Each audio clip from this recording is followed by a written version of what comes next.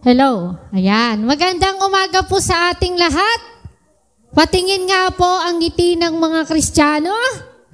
Ayan. Ngiting wagi.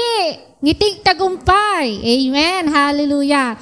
Tayo po ngayon ay dadako na sa ating pananambahan sa ating Panginoon. Naririto po tayo upang sambahin sa Espiritu at katotohanan ng ating dakilang Diyos at pasalamatan siya sa mga ginawa niya sa ating buhay. Tayo pong lahat ay tumayo. Tayo po ay manalangin.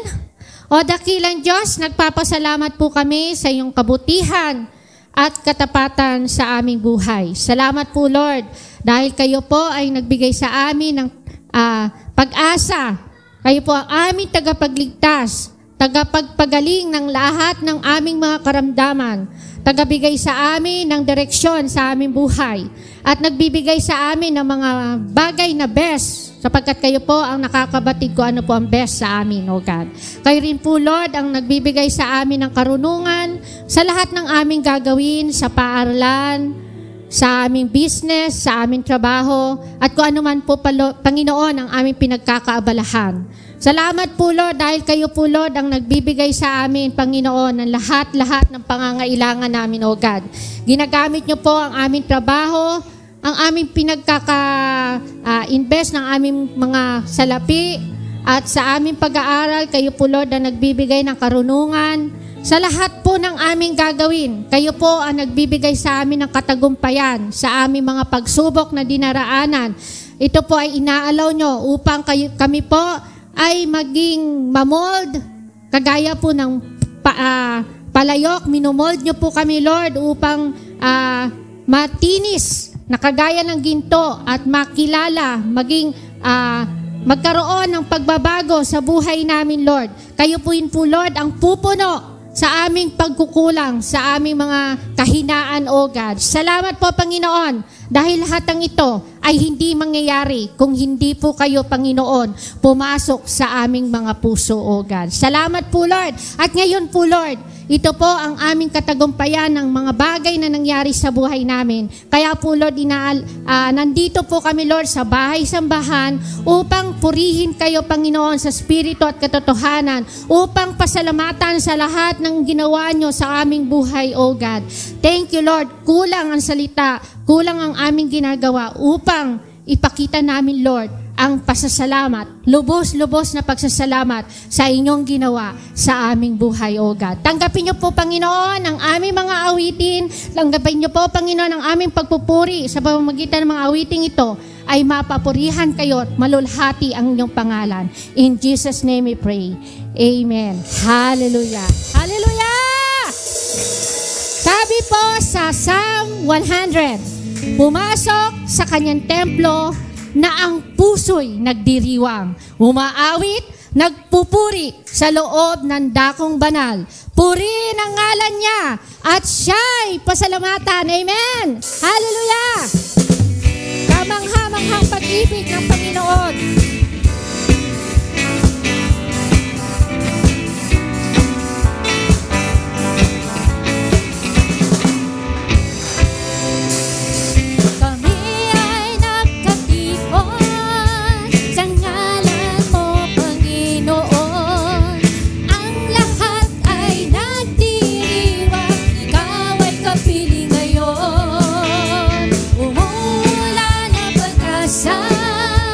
Kami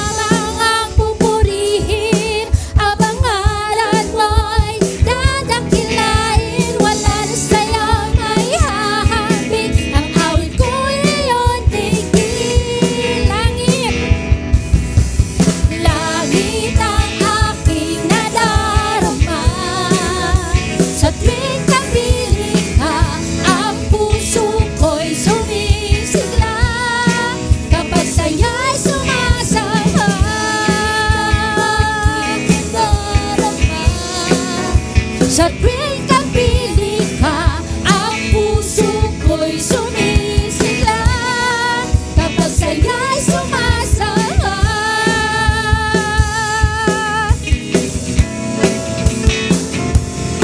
Ang kailangan ko ay pag-ibig mo, o Diyos sa buhay kong ito. Ang kagalakan mo'y kalakasan ko, ikaw ang nais ko, ikaw lamang ang pupurihin. Ang pangalan mo'y dadakilain, wala na sa'yo maihahambing. Ang awit ko'y iyong tingin. Langit ang aking nadarama, sa tuwing kapiling ka, ang puso ko'y sumisigla, kapag sa'yo'y sumasama.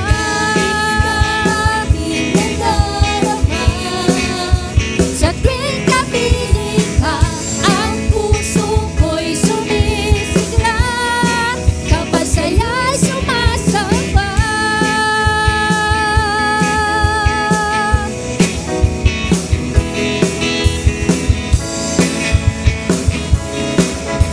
Kailangan pupurihin, ikaw lamang ang pupurihin. Ang pangalan mo'y dadakilain, wala na sa'yo maihahambing. Ang awit ko'y iyong tingin. Langit ang aking nadarama, sa tuwing kapiling ka, ang puso ko'y sumisigla, kapag sa'yo'y sumasama.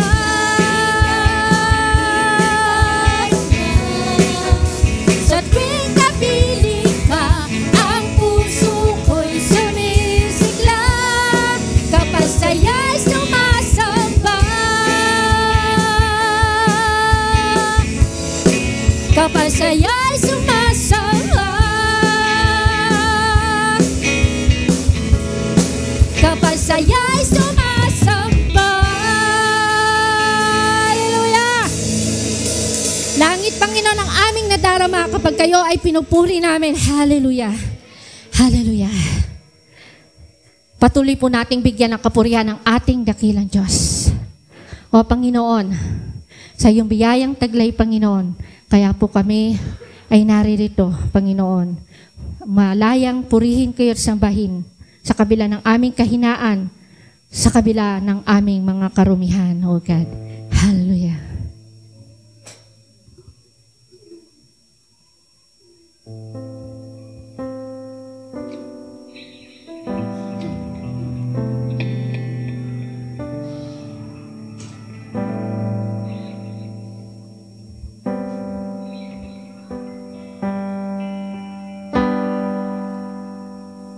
Pag-ibig mo'y walang hanggan,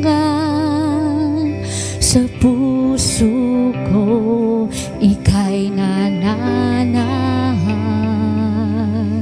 Walang hangin, walang kapantay, kabutihan mo'y saganang tunay.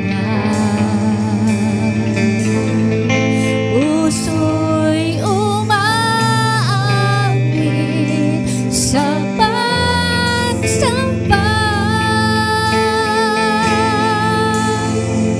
Aking Diyos, ako'y nabago ng biyayang taglay.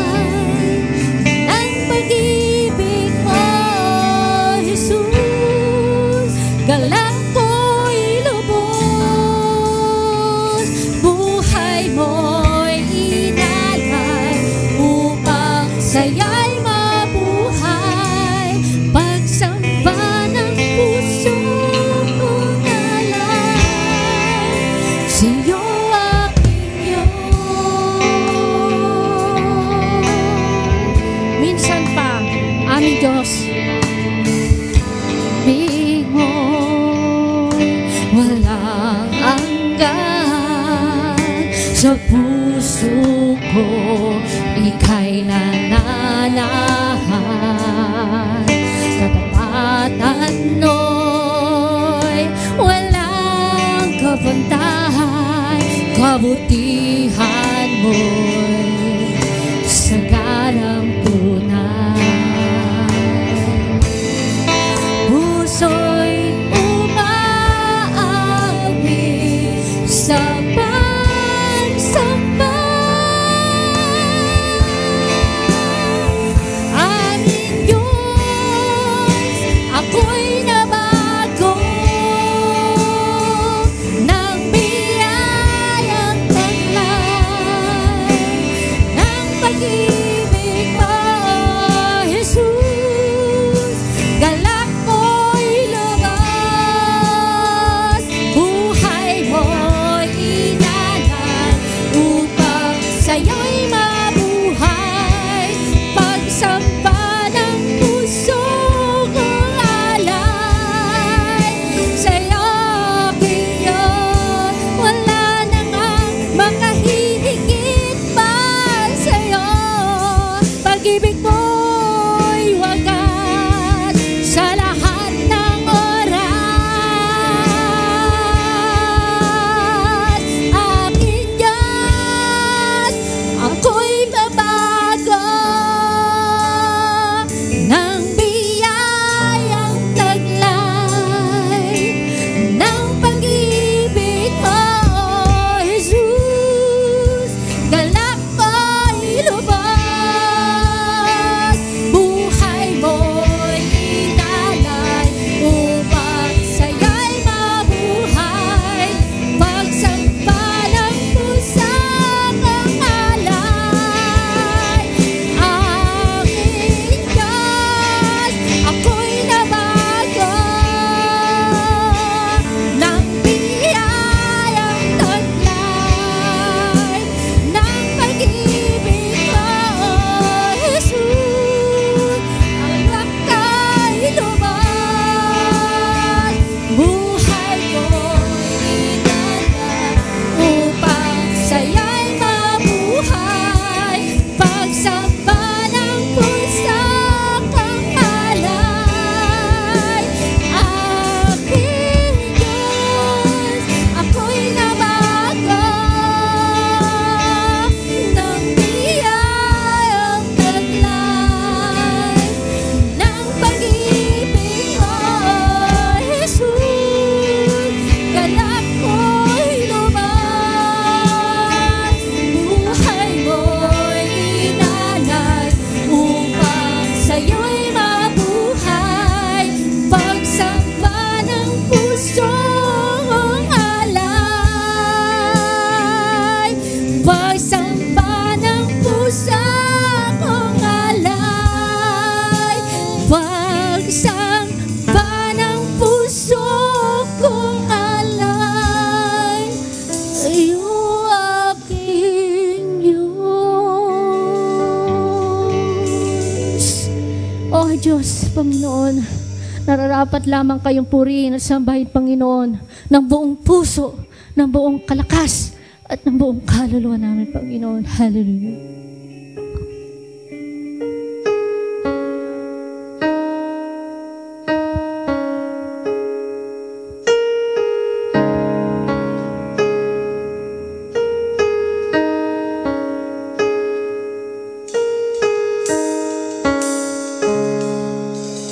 Salamat sa dakila mong pag-ibig.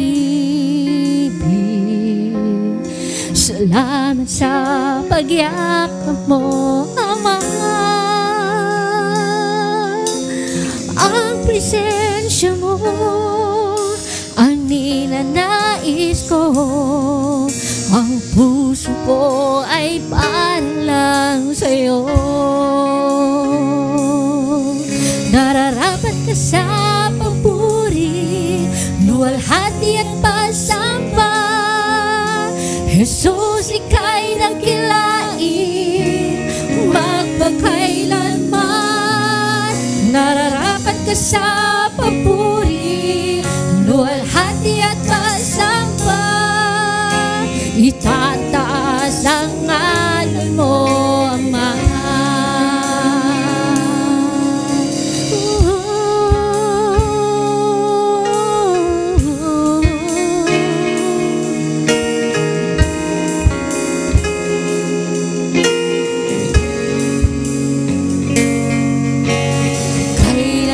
Hindi ka nagbabago,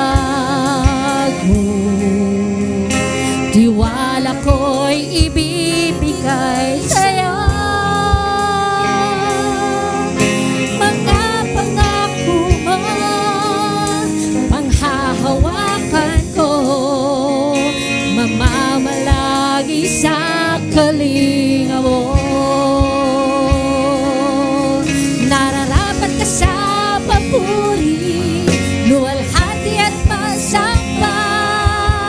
Jesus, ika'y dakilain, magpakailanman. Nararapat ka sa papuri, luwalhati at masamba. Itataas ang ngalan mo, Ama. Nararapat ka sa papuri, luwalhati at masamba. Jesus, ika'y dakilain, magpakailanman. Nararapat ka sa papuri, luwalhati at masamba. Itataas ang ngalan mo, Ama.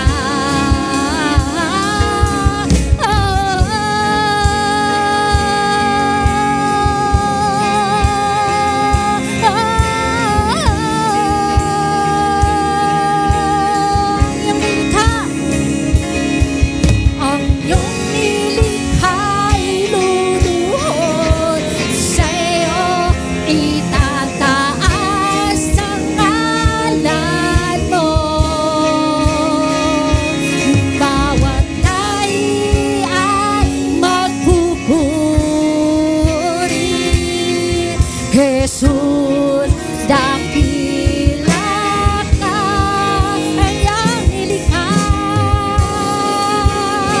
ay luluhod sa'yo. Tinataas ang ngalan mo, bawat lahi ay nasasabing Jesus, dakila ka. Nararapat ka sa papuri, luwalhati at masamba. Jesus, ika'y dakilain, magpakailanman. Nararapat ka sa papuri, luwalhati at masamba. Itataas ang ngalan mo, Ama. Minsan pa nararapat, nararapat ka sa papuri, luwalhati at masamba. Jesus, ika'y dakilain, magpakailanman. Nararapat ka sa papuri, luwalhati at masamba. Jesus, ika'y mo, Ama. Ang iyong nilikha'y luluhod sa'yo. Itataas ang ngalan mo, bawat dali ay magpupuri. Jesus, dakila ka.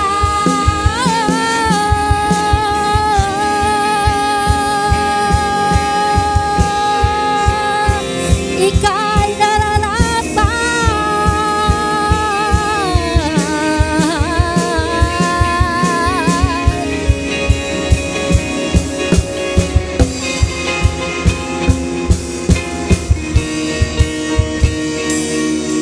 palakpakan po natin ang ating Panginoon. Hallelujah.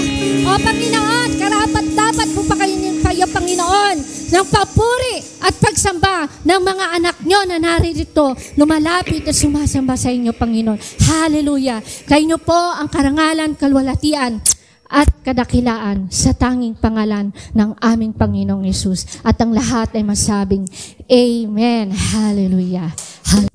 Good morning. Kung kayo po ay mga Bible, buksan po natin sa Titus chapter 3 verse 5. Titus. O sa Tagalog ay, ano nga ba yung sa Tagalog? Tito. Yan.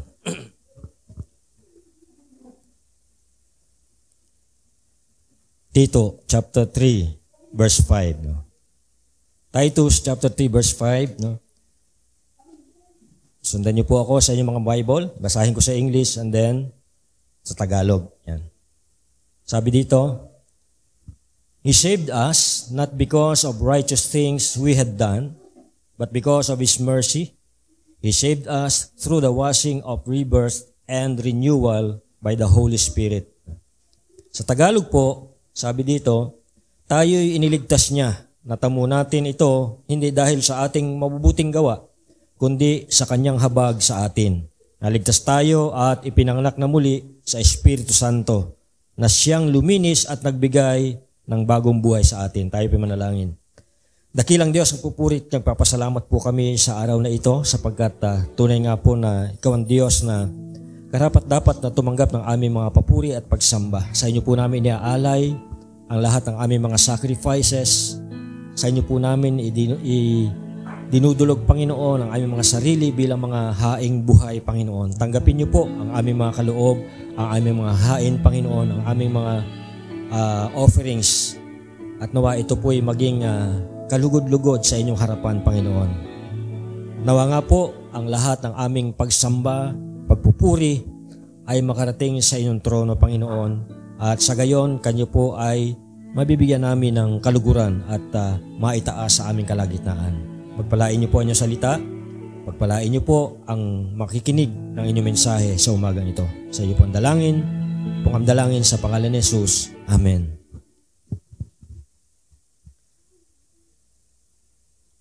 Okay, this morning po ang ating pag-uusapan ay pinamagatang the role of the Holy Spirit in renewal. Yan. So, yung pong ating text ay nasa Titus chapter 3 verse 5, no? At ito pong passage na ito pong Titus ay pangalan po ng tao ito, siyempre, no? Ito po ay sinulat ni Paul. Itong aklat na ito ay sinulat ni Paul kay Titus, no? So, ngayon pong umaga ay nakikibasa lang po tayo sa sulat ng may sulat, no? Dahil ito po ay hindi isinulat ni Paul para sa atin, kundi para kay Titus, no?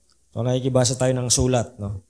At ito pong si Titus o si Tito sa Tagalog ay isang batang pastor sa isang isla na tinatawag na Crete Island, no?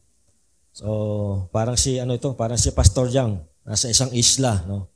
Kaya lang siya ay nasa Talim Island, no? Ito naman si Titus ay nasa Crete Island, no? So, siya po ay sinulatan ni Paul para gabayan, no?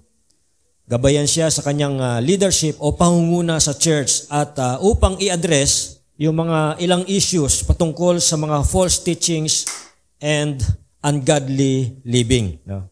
Sa chapter 3 po, binibigyang diin ni Paul yung kahalagahan ng pamumuhay ayon sa kalooban ng Diyos na nag-uugat sa ginawang pagliligtas ng Panginoon Kristo sa atin. Dito po sa verse 5, hina-highlights po yung key role ng Holy Spirit sa proseso ng ating renewal, no? At imaginein po natin ang isang luma at abandonadong bahay, no? Ito pong luma at isang abandonadong bahay sa paglipas ng panahon, siyempre ito po ay naluluma, giging dilapidated, nababakbak yung mga pintura at nasisira yung mga bintana, nababasag yung mga salamin at humihina yung pundasyon ng bahay kapag walang nakatira, no? May nagtanong nga kung bibigyan ka ng isang bahay na haunted house, tatanggapin mo ba? pag umuwi kami sa Nueva Ecija, may nadadaanan kami doon sa Bulacan na yung haunted house, no? Walang nakatira, no? Sayang, no? So, ang isang bahay, kapag walang tao, walang nakatira, sa paglipas ng panahon, siyempre maluluma yan, nasisira, no? Kapag walang nakatira. Ngunit sa kamay ng isang bihasang renovation worker, ang bahay na ito ay maaring ma-restore, no? Maaring maibalik sa dati. At maaring yung dating itsura nito ay mas mahigitan pa kapag magaling yung nakuha mong renovation contractor.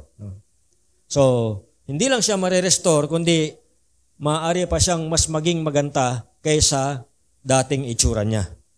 Ganon din po ang ginagawa ng Holy Spirit sa buhay natin. He takes our brokenness, sin, and despair, and through the power of renewal, He transforms us into a new creations.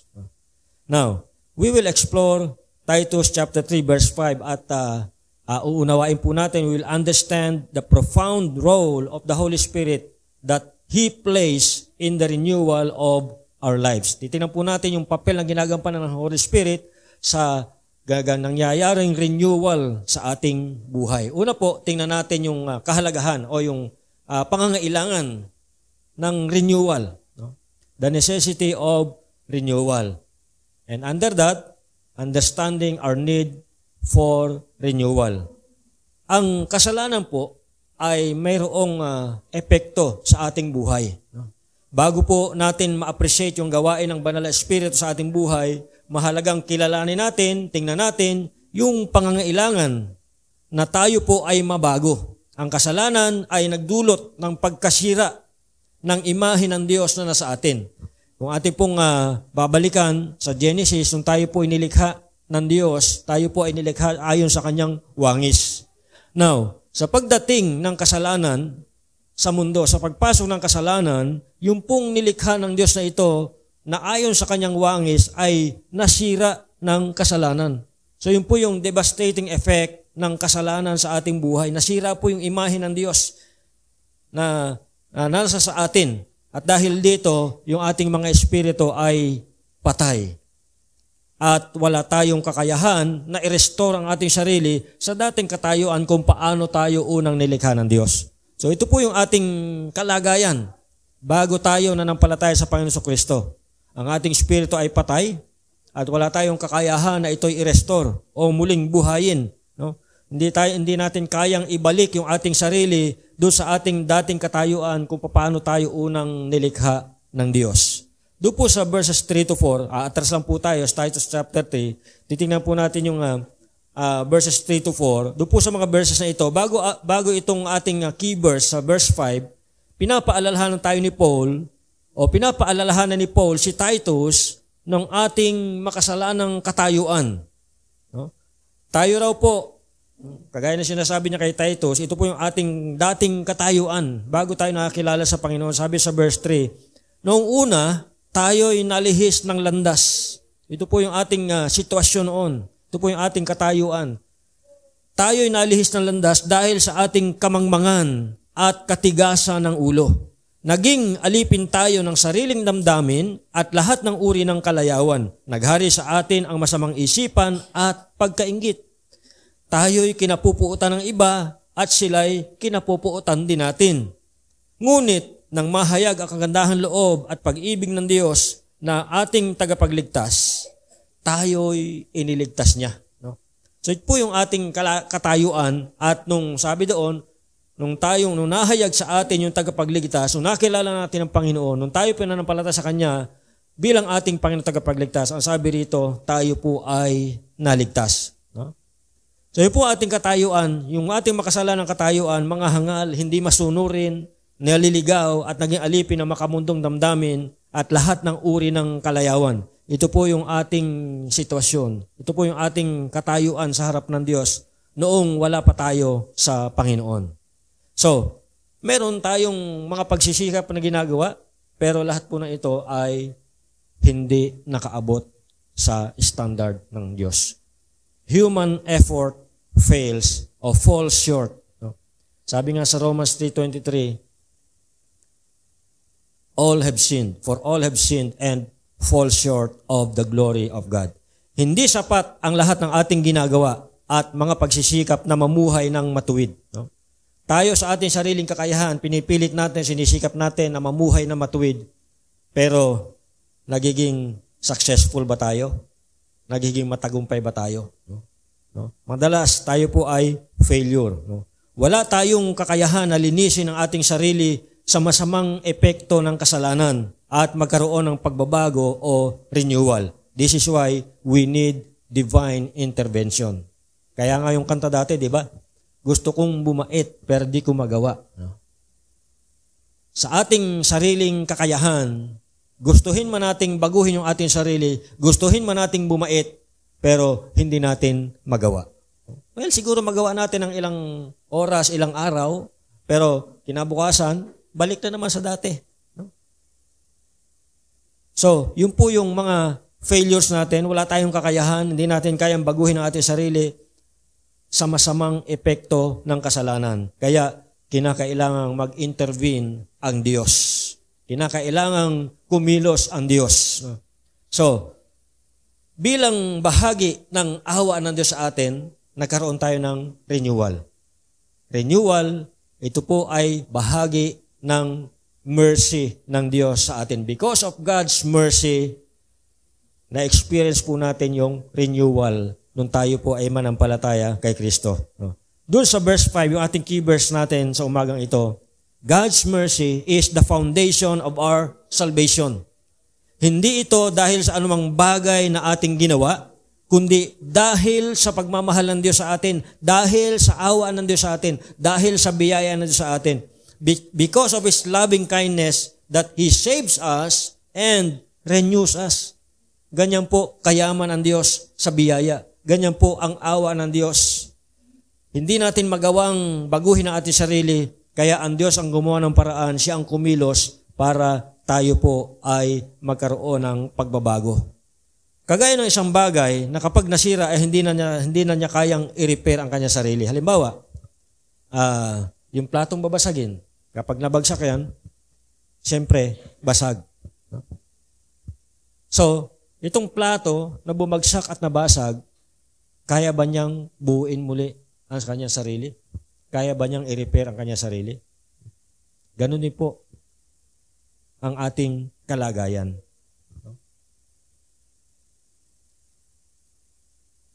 Kagaya po ng kagaya na lamang nung TV natin, no? Ilang beses nasira, ilang beses natin pina-repair, pero doon sa mga maraming pagkakataon na yon, wala tayong nakita na ni-repair niya yung kanyang sarili. Diba? Sa tuwing masisira yan, kinakailangang baklasin at dalhin doon sa repair shop. No? Wala tayong nakitang pagkakataon na nasira yan at bigla na lang, uy, gawa na. No? So, ang mga bagay na ito na aking binabanggit, every time masisira, ay wala po silang kakayahan na i-repair ang kanilang mga sarili. In the same way, we too cannot renew ourselves. We need the Holy Spirit's intervention. So, kinakailangang kumilos ang Banal na Espiritu para i-renew tayo, i-renew yung ating puso, i-renew yung ating kaisipan. So, merong proseso na ginagawa ang Banal na Espiritu sa atin. Una, nagkaroon ng washing of rebirth. No? Na born again po tayo. Nagkaroon ng, ang tawag po dyan, ang term na ginagamit ay regeneration. So, the term washing of rebirth refers to regeneration. Ito pong regeneration na tinatawag, ito po yung spiritual rebirth na nangyari sa atin nung tayo po'y tumanggap sa Panginoon Kristo bilang Panginoon tagapagligtas. Tayo po ay muling ipinanganak. Tayo po ay na-born again. No? Kaya po yung mga binabaptize ko, lagi ko sila sinasabihan na tandaan nyo yung date na tinanggap mo Panginoon kasi yun yung iyong spiritual birthday. No? So, dalawang birthday mo ngayon. Meron kang physical birthday, nung pinanganak ka in the flesh, and then, pangalawa, yung iyong spiritual birthday, nung ikay ipinanganak sa espiritu. No? So, dalawa po ang iyong birthday. No? So, born twice, but we were born twice, but we will die only once. Kapag minsan ka lang pinanganak, 2 beses kang mamamatay. No? Kapag 2 beses ka pinanganak, 1 beses ka lang mamamatay. No? Kapag 1 beses ka lang pinanganak lang physically, hindi ka nagkaroon ng spiritual rebirth, 2 beses ka mamamatay. Mamamatay ka physically, mamamatay ka spiritually. Yung kamatayan po na tinutukoy ko dito, spiritual na kamatayan, ay yung pong walang hanggang pagkakahiwalay sa Diyos. At kapag ikaw hiwalay sa Diyos, ibig sabihin, wala ka sa langit. At kapag ikaw wala ka sa langit, nasaan ka? 2 lang po yung final destination. Walang or. Walang gitna. It's either langit or impyerno. So, kung minsan ka lang pinanganak, 2 beses kang mamamatay. Physically and spiritually. Pero kung 2 beses kang pinanganak, minsan ka lang mamamatay. Mamamatay ka lang physically, pero yung spirito, yung kaluluwa ay mabubuhay in eternity doon po sa piling ng Diyos sa langit. No?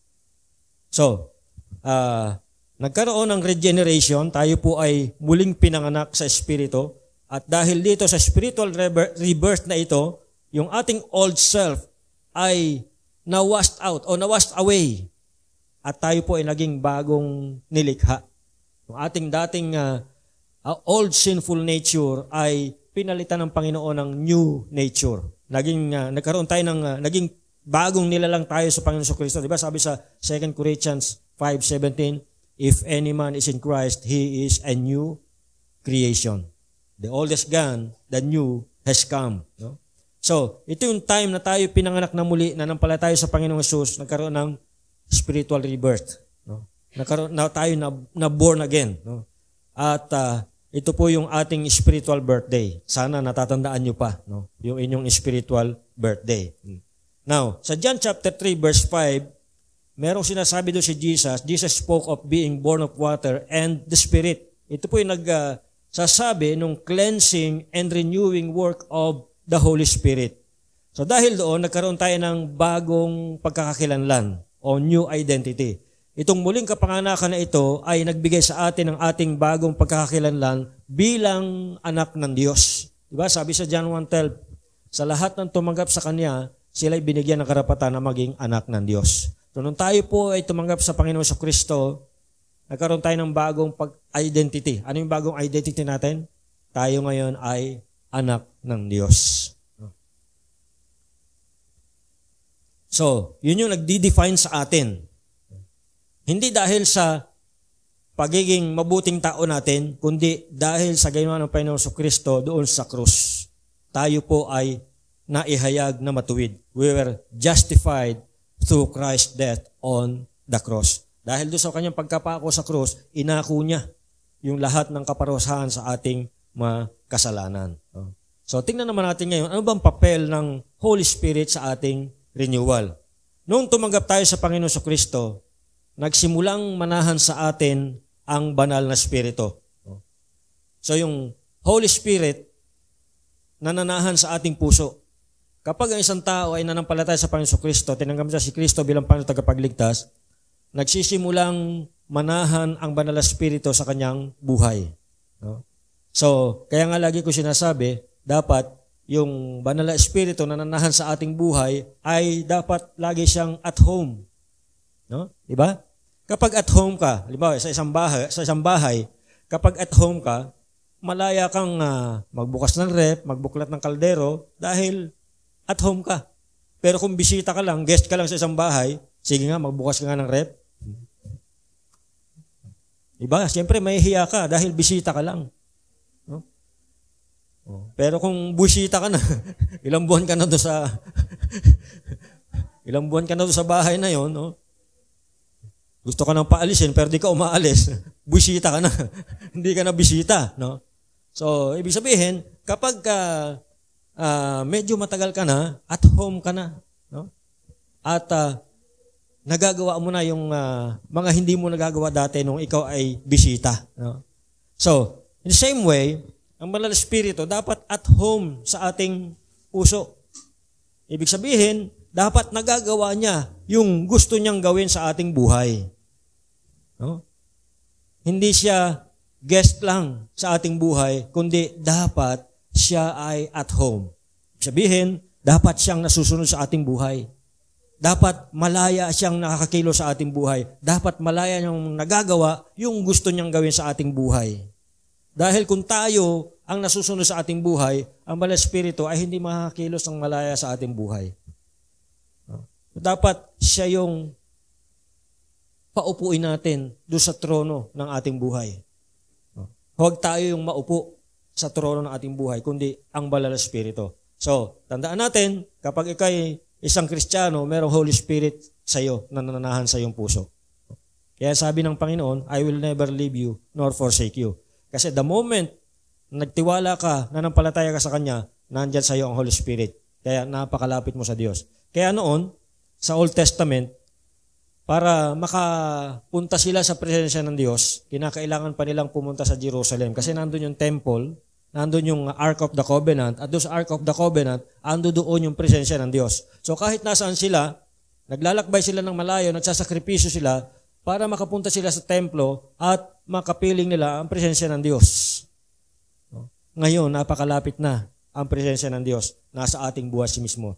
Dahil, sabi sa Bible, tayo ngayon ay templo ng Diyos. Kaya, nananahan siya sa atin. So, nandiyan yung indwelling presence ng Holy Spirit, and then, yung renewal ng Holy Spirit sa ating buhay ay nagpapatuloy. Hindi ito one-time event lang. Okay, renewed ka na, okay ka na. Hindi po ganoon. Ito pong renewal ang ginagawa ng Holy Spirit sa ating buhay ay ongoing process. Patuloy po siyang kumikilos sa ating buhay. Binabago niya yung ating kaisipan, binabago niya yung ating puso, binabago niya yung ating mga kagustuhan, at ina-align niya sa kagustuhan ng Diyos. Yung mga layunin natin, ina-align niya sa mga layunin ng Diyos sa ating buhay. Ganun po ang ginagawa ng Holy Spirit sa ating buhay. Sa Romans chapter 12 verse 2, sabi roon, the Holy Spirit renews our minds. Diba? Ito yung ating text last Sunday. No? Binabago yung ating kaisipan. At dahil dito, the Holy Spirit is enabling us to discern God's will and to live in a way that pleases God. Now, this renewal is part of the broader process of sanctification. So kapag sinabing sanctification, ito po ay lifetime process. No?